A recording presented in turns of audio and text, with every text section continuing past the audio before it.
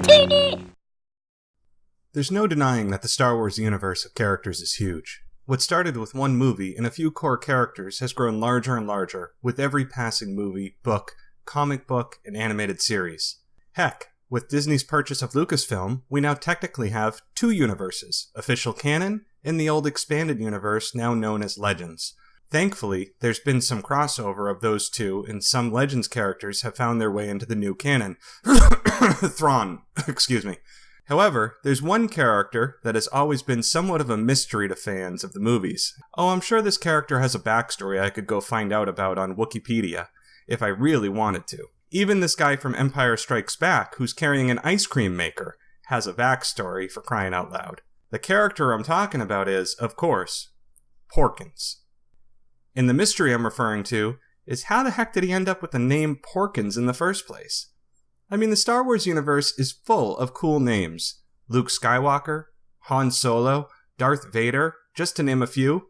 Even Biggs Darklighter is a pretty cool name. Yet somehow, this poor guy ends up playing a character named Porkins. Yeah, I know his first name is Jack in the movie, and while that's not a bad first name, it really doesn't make up for what comes after it. So what's the untold story here?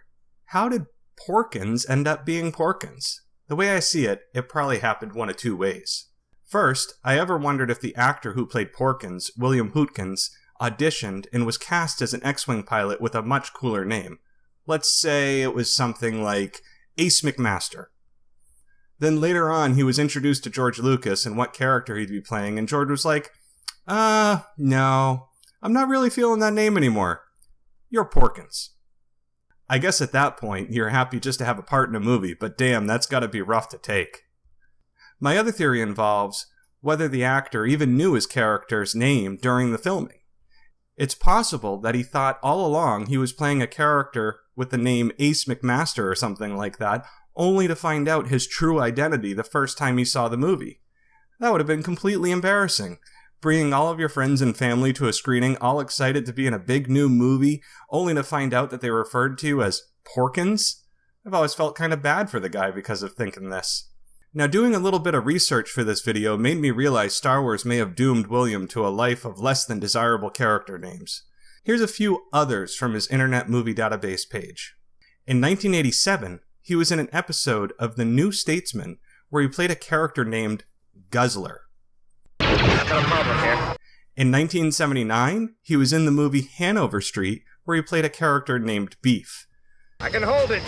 Man, but the bottom of the barrel had to be just after Star Wars, when in 1977 he was in the film Valentino. In that movie, he played a character named Mr. Fatty. No, I'm alright! Wow. I guess Porkins isn't that bad after all.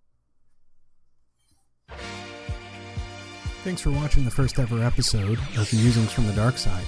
Be sure to check out the Brick City Blockade Podcast Network for more awesome Star Wars content.